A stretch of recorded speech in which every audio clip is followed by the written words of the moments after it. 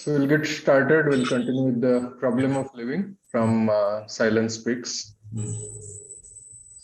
Dealing with worries. You have written to me that you feel worried when you are short of money. This is no doubt troublesome, but then there are two aspects to it.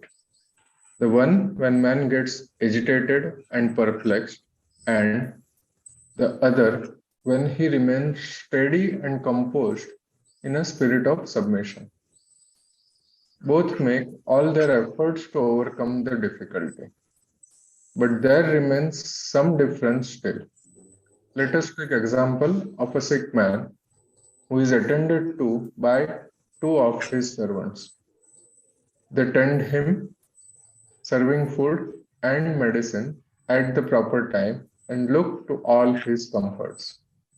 But one of them is greatly perplexed and upset by his serious illness, while the other is quite composed and steady. Which of the two shall, in your opinion, be rendering better service to the patient?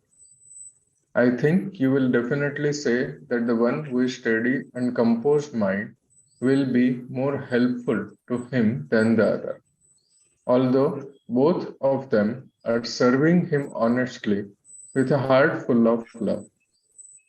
So much it be with you in case of your household difficulties, the solution of which can be better arrived at when you are calm and composed. We should ever go on with our work with a sense of duty in submission to the will of God. This will give you a taste of the nectar of real life. Physical ailments, demands of Abhyasis. Often people expect me to look to their physical ailments and to apply my thought force for their cure. Not only this, they also induce me to take up cases of their friends and relations, and I, being over courteous and obliging by nature, undertake them, not minding my own difficulties and exertion. When I happen to hear of the physical troubles of any of my associates, I naturally get attentive for a while, at least for their relief. But when anyone approaches me with a direct request for his cure, I feel myself bound to help him to my best, not minding overexertion and strain.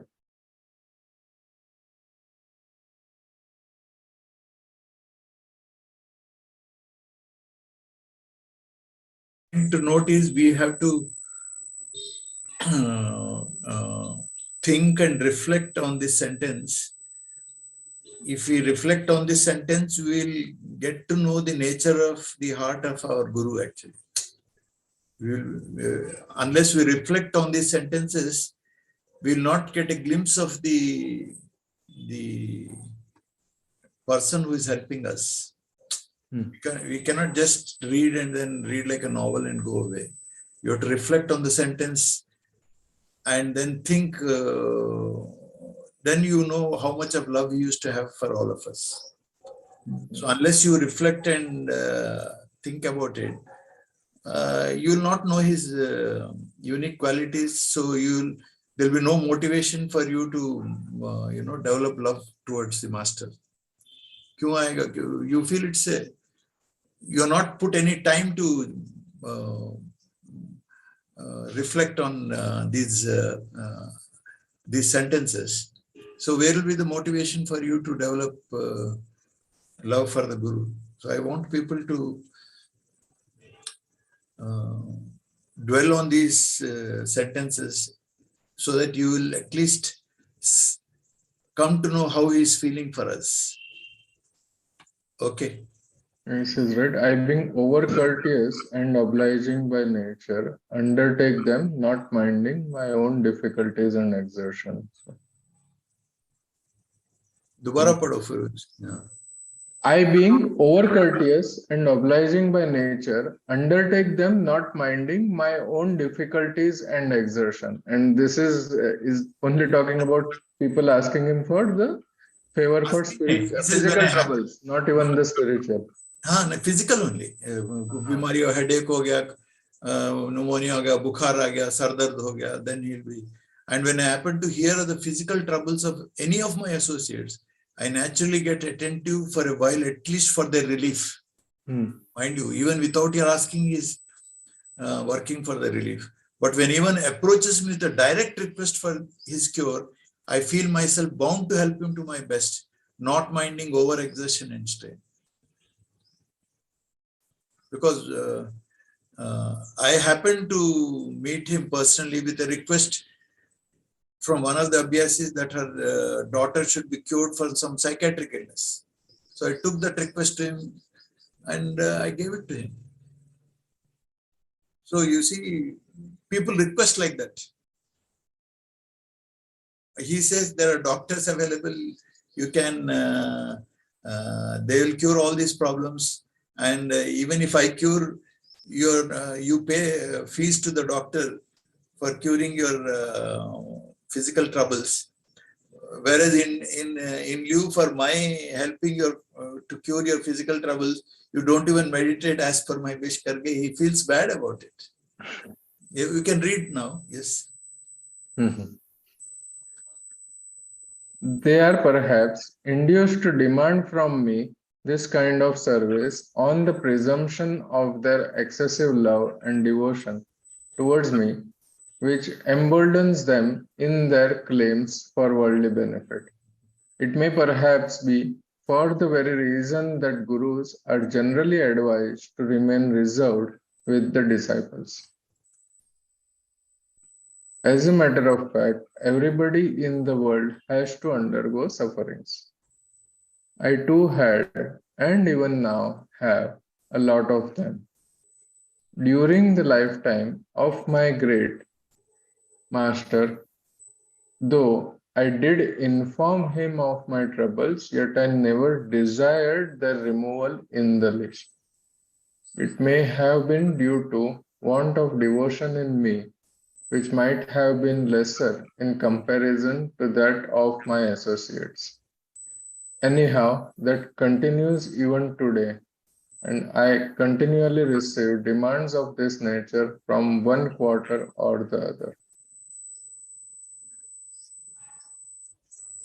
So he says he is never inclined, right? I did inform him of my troubles, yet I never desired for their removal in the least.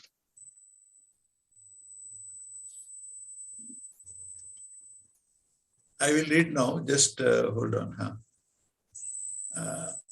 Anyway, that continues even today, and I continuously receive demands of this nature from one quarter or the other. As for my own handicaps, I may say that together with all this, I have to attend to my job of carrying out nature's work entrusted to my charge. Besides that, I have also to look to the spiritual training of my associates, which is no less tiring a business for one in my position.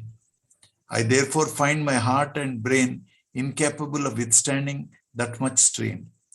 Besides, this superfluous item forcibly imposed upon me offers serious hindrance in nature's work entrusted to me, with the result that it suffers heavily.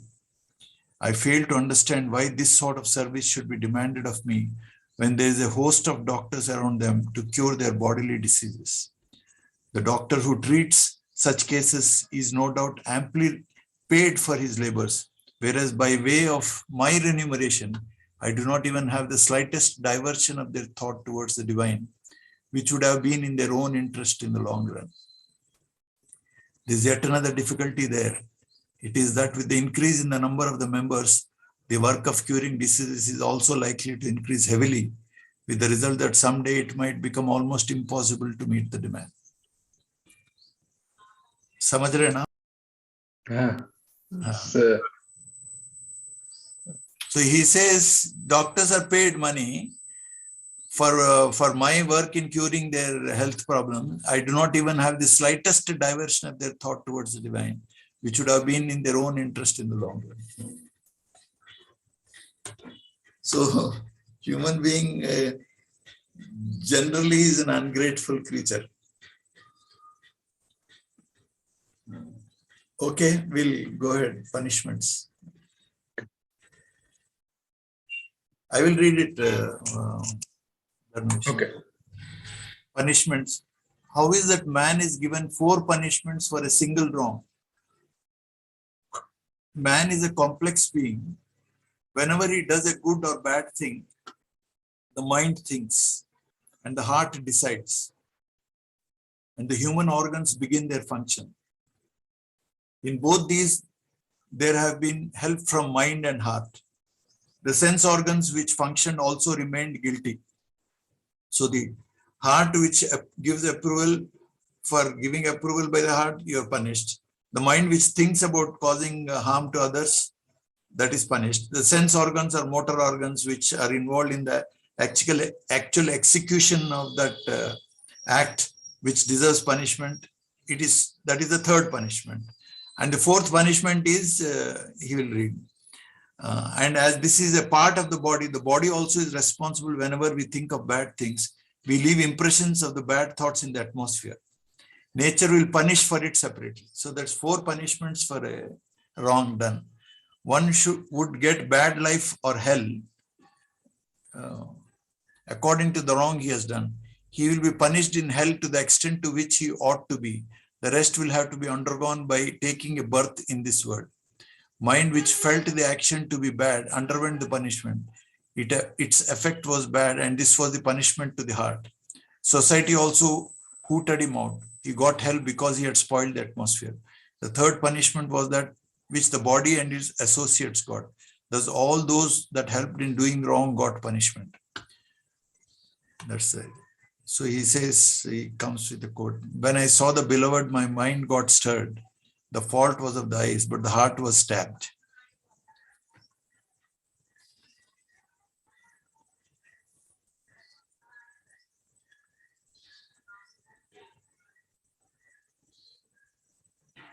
So you got the idea now. So if we do any wrong thing, goes against the law of nature,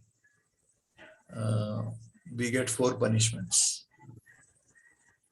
And what is law of nature? Everybody should be able to decide for that by his own thinking and studying about what is righteousness and what is virtue and all that. So in the last one quote, right, it says, when I saw the beloved, my mind got stirred. The fault was of the eyes, but the heart was stabbed. So this heart was stabbed is because of... This is nothing to do with the above sentence. This is just a quote actually. This has got no connection with the punishments actually. Okay. He is talking of his condition when his eyes fell on the form of Lalaji Maharaj. The fault was of the eyes, but the love of Lalaji has, has stabbed his heart. That means he's become his beloved or lover actually. That's the idea. He's talking of divine love actually. And it's a poetic way he's trying to explain his own this thing. It's got nothing to do with the above punishments issue. Okay. When I saw the beloved, for him the beloved was Lalaji Maharaj. My mind got stirred. The fault was of the eyes, he says, but the heart was stabbed. So there's a beautiful poem Kabir talks about, Dil ghayal ho gaya. That means ek vachan guru ka, the word of the guru has made a wound in the heart, and you're permanently changed. You're not the same person again. You're struck with love for the divine actually, by a simple word of the guru actually. So when we are reading this, as your mind becomes pure, the words will start affecting your heart more and more. Okay. So we'll go to the next thing. People often complain of miseries, throwing the entire responsibility for them upon God. They say that it is He who brings miseries down upon them in order to cause them pain. But does His heart never move with pity or compassion for all their sufferings?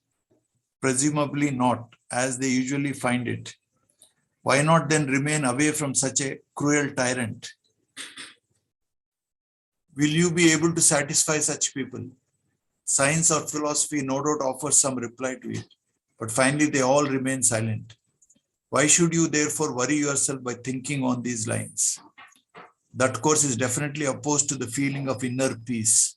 We should ever be after tracing out the reality of things, and that is what spirituality implies.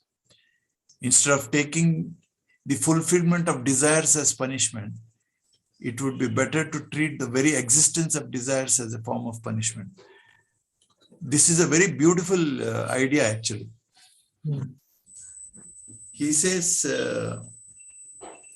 instead of taking the fulfillment of desires as a punishment, it would be better to treat the very existence of desires as a form of punishment. And it's also the cause for the miseries. Cause for miseries. When you have desires, and desires, as long as the desires is there, it is suffering because you are restless to fulfill the desire. And when the fulfillment take place, the desire does not, you don't become contented. You want more of that pleasure. So actually, it is just like putting oil on fire. So you want to enjoy that pleasure again. So the desire crops up again. So you fulfill that desire again. So again, instead of contentment, it is as if oil is poured on that fire, and again it becomes stronger, and you want the same experience, much more intensity. So it is a configuration is set up in your body by the fulfillment of desires. And then during the fulfillment of desires, you have to cause pain to others in the environment and society. And you will be, and if your desires are thwarted, you become angry. And when you become angry, you lose your sense of discrimination. And you lose your sense of discrimination, the whole game is lost. That is the idea. I think when we feel this, it would be treat the very existing desire as a form of punishment. Then we'll be able to do the prayer in a better way. Yeah, we have to think this. We have to implement these things in our life. So first of all, you should be able to hold this thought for a long time in your mind, so that you'll be able to reflect on this thought. It doesn't matter even if we can now stop this reading session and you can hold this idea recurrently throughout the day, it will benefit us quite a lot. This is a very significant idea, because if you see ways and means, he says, the less the desires, the more liberated you become. So we'll stop it here. Let this thought dwell in our chitta, in our mind stuff, and let it come repeatedly several times in the day. And let our minds reflect on this thought for longer and longer periods. That will bring about a change in your mind, actually. Okay? Sure. Yeah. Thank you. So, सीधा पढ़ते चले गए, and then we don't allow those thoughts to sink into our mind, is not of much use. So we'll stop here. We'll think about this recurrently during the whole day, and make a note of the reaction which this thought produces in your mind, in your diaries, actually. Yeah. So we'll make next Sunday then. Okay. Okay.